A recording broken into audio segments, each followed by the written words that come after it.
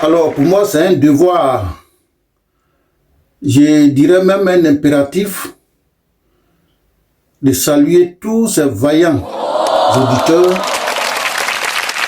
qui sont toujours au rendez-vous dès que j'organise une rencontre culturelle. Soyez salués selon vos différentes positions. Aujourd'hui, comme d'habitude, je vais vous faire un compte. Et à travers ces comptes-là, nous allons savoir pourquoi la collaboration entre les hommes et les femmes est très importante. Sur ce, voici le compte. Il y a longtemps, très longtemps, il n'y avait que 2 villages sur la terre. Un village des hommes et un autre village des femmes. Les 2 communautés ne pouvaient pas se fréquenter. C'est-à-dire la communauté des femmes et la communauté des hommes ne pouvaient pas du tout se fréquenter. Il n'y avait aucune communication entre les 2 communautés. Et un jour, un grand chasseur du nom de Oulaye, par inattention et par manque de prudence, a franchi cette barrière sociale et il est arrivé dans le village des femmes. Mais dès son entrée, il a découvert des réalités auxquelles il n'était pas du tout habitué. D'abord, lorsqu'il est entré dans le village, il a vu plein d'animaux qui se promenaient. Des animaux sauvages de toute nature. Là, il était étonné. Il a continué un peu et il voit encore des longs palmiers.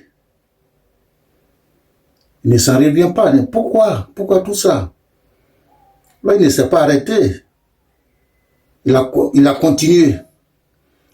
Et au milieu du village, au beau milieu du village,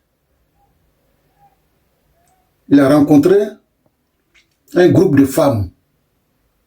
Elles étaient effrayées, puisque c'est tout à fait le premier homme ayant mis pied dans leur village. Elles étaient, disons, surprises, un peu effrayées. Mais elles sont revenues à la raison. Et là, il n'a pas manqué de leur poser des questions. La première question, il a demandé, mais pourquoi il y a plein d'animaux dans ce village? Elles ont dit non. Ensemble, elles ont répondu ensemble. Elles dit non. Nous ne sommes que des femmes dans ce village. Il n'y a pas de chasseurs parmi nous. Donc, personne ne peut chasser les animaux. Il dit d'accord. Mais et pourquoi tous ces longs palmiers? Ensemble encore, elles ont répondu, elles dit non. Tous ces palmiers-là, il n'y a pas d'homme parmi nous pour extraire, pour abattre un palmier et extraire le vin des pommes. Parce que nous sommes des femmes, nous sommes incapables de faire ça. S'il y avait des hommes parmi nous, c'est ceux-là qui pourraient faire ça.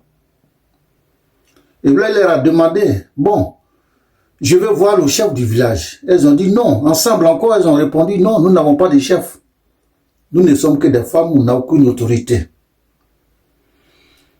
Alors, notre fameux chasseur Oulaye qui était venu, qui était de passage, il a été obligé de passer près d'une semaine en train de s'entretenir avec ces femmes-là. Et à la fin de son séjour, toutes les femmes du village, par curiosité, ont demandé à l'accompagner jusqu'au village des hommes pour voir ce qu'il sait également. Là, il n'a pas hésité, il a accepté la proposition. Et toutes les femmes du village l'ont suivi jusqu'au village des hommes. Ayant suivi Oulaye, les femmes sont entrées dans le village des hommes. Dès qu'elles sont entrées, elles ont également découvert des réalités auxquelles elles ne sont pas habituées. Tout d'abord,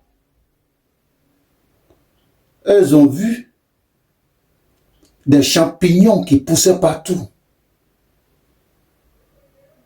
Le gombo qui poussait partout. Elles sont surprises. Elles ont demandé à Oulaye, mais pourquoi tous ces gombos, pourquoi tous ces champignons?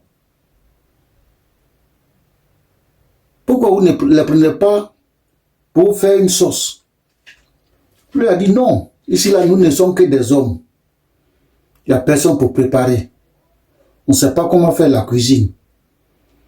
Alors s'il y avait des femmes parmi nous, ça serait bien. Mais nous les hommes seuls, on ne peut pas faire la cuisine. C'est pour cette raison. Encore, les femmes ont continué et elles ont trouvé un groupe d'hommes. Elles ont demandé, vraiment nous avons soif, nous voulons boire. Les hommes ont dit non, vous ne pouvez pas boire parce que pour boire, il faut aller à la rivière. Parce que parmi nous, il n'y a pas de femmes. S'il y avait au moins quelques femmes, elles pouvaient aller au marigot, transporter de l'eau dans le canari et déposer ça ici pour boire. Mais nous ne sommes que des hommes. On ne peut pas nous-mêmes aller puiser l'eau au marigot, transporter ça sur nos têtes et venir déposer ça pour satisfaire ceux qui ont soif. Les femmes sont surprises. Elles étaient, disons, étonnées de rencontrer ces genres de réalités qui sont contraires au village des femmes. Alors, à partir de là, il a convoqué une réunion, une grande réunion entre les hommes et les femmes. Et à partir de cette réunion, les deux parties, c'est-à-dire les hommes, d'une part, et les femmes de l'autre, ils ont tous été d'accord, ils se sont mis d'accord sur un point. Et que désormais, il faut une collaboration entre les femmes et les hommes. Car il y a des activités que les femmes peuvent faire, mais les hommes ne peuvent pas faire. Il y a des activités que les hommes peuvent faire, que les femmes ne peuvent pas faire. Et les deux communautés, c'est-à-dire les femmes et les hommes, doivent se compléter, doivent travailler mutuellement. Et c'est à partir de ce moment-là qu'a été instauré le mariage. C'est à partir de ce moment-là que les deux communautés ont décidé de quitter les villages respectifs, c'est-à-dire les femmes ont quitté les villages, les hommes aussi ont quitté les villages, et les deux communautés ont créé un nouveau village dans lequel les deux vivent, c'est-à-dire un village où les femmes et les hommes vivent ensemble pour s'entraider, pour se compléter dans les travaux. Et c'est en se complétant qu'ils peuvent bâtir le monde. Les femmes seules ne peuvent pas bâtir le monde. Les hommes seuls ne peuvent pas bâtir le monde.